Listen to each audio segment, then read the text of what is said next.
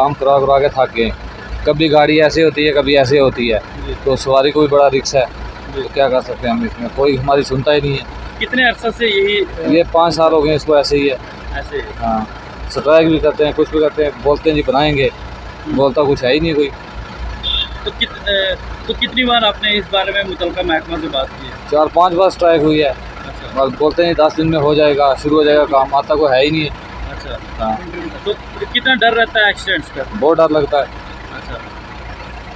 तो गाड़ियों का कितना नुकसान होता है? गाड़ी का तो डेली बस एक चक्कर लगाते हैं सीधा मिस्त्री के पास। बस क्या करें, अब चलानी तो है, किस्त देनी है।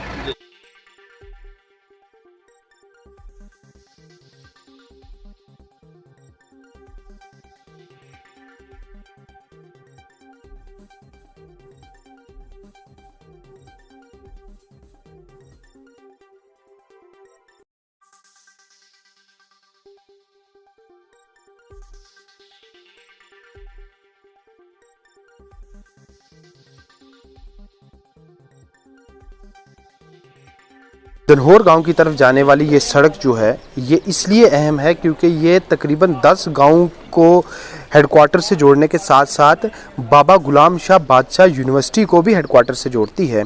और रोज़ इसी सड़क पर से हज़ारों की तादाद में यूनिवर्सिटी के बच्चे और इसके अलावा हज़ारों की तादाद में इस इलाका में रहने वाले लोग गुजरते हैं।